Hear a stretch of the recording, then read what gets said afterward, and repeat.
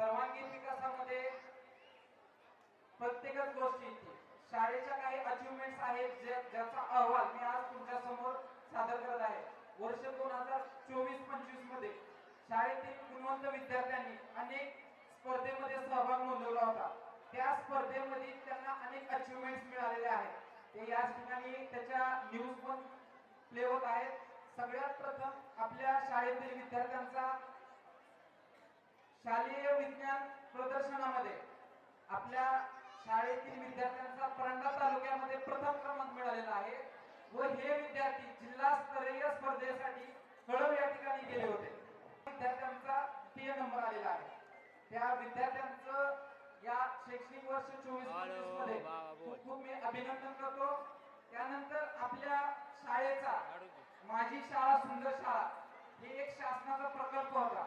यामध्ये तालुका स्तरावरून जिल्हा स्तरावरून अनेक शाळेमध्ये नंबर काढले।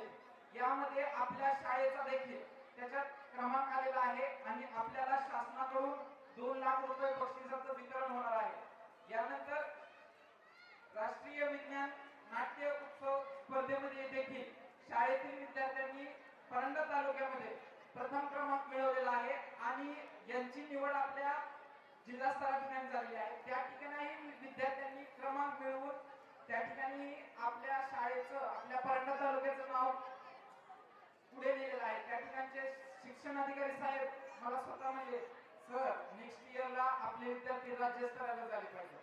खूप छान वाटलं, त्यांनी आम्हाला पाठीवर थाप मारली। त्यानंतर राजेश शिंदे महाविद्यालय या ठिकाणी स्पर्धा भरवलेल्या होत्या विज्ञान स्पर्धेत। त्या ठिकाणी आपल्या मुलांनी सहभाग मिळवून त्या ठिकाणी 1 नंबर मिळवलेला आहे। यानंतर स्पर्धा परीक्षा खूप मोठा विषय।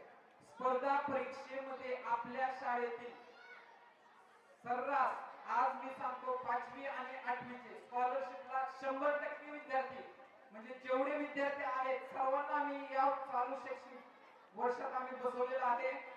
150हून अधिक विद्यार्थ्यांनी बॅक इयरला स्पर्धा परीक्षेमध्ये सहभाग नोंदवलेला आहे।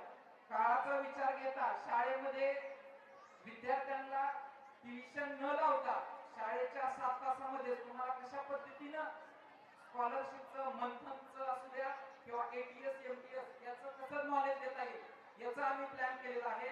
यानंतर स्पोर्ट तर खूप महत्त्वाचा विषय आहे।